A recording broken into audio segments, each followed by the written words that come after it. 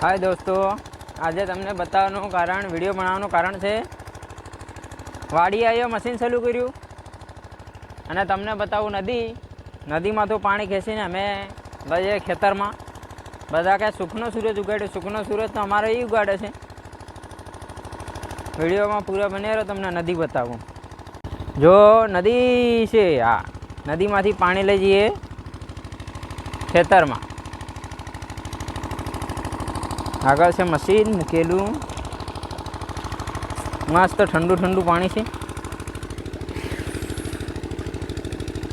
હા, સુંદર કેવી મજાની વાવ, નાહવાનો મજા આવે। તમે એકવાર નાહવા ગયા નદીએ, કેવી મજા આવે છે। આ છે નદી, આગળ પેલું એક બીજું મશીન ચાલુ છે, અંદર મોટર ચાલે છે। નદી પથ્થર, મારું મશીન ચાલે તે બતાવી દઉં તમને। હવે આટલું પાણી છે પણ અહીં ખર્ચે નહીં, કેમ કે અહીં ચાલુ રહેશે પાણી, એટલે નહીં પીલે એમ થાય। પથ્થર છે બધો મોટો।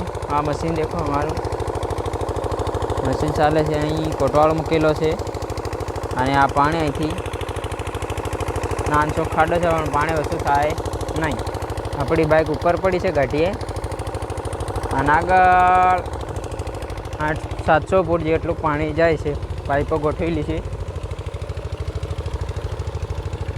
સવારમાં આ કામ અમારું, પછી બીજા કંઈક સુખનો સૂરજ ઉગાડી દો તો આમ તો થોડો ઉગી જાય। આવી મહેનત કરવી પડે તારે સુખનો સૂરજ ઉગે। શું કીધું? આવી મહેનત કરવી પડે ત્યારે આપણો સુખનો સૂરજ ઉગે। ઘઉં પાઈએ ત્યારે આપણો સુખનો સૂરજ ઉગે। એટલે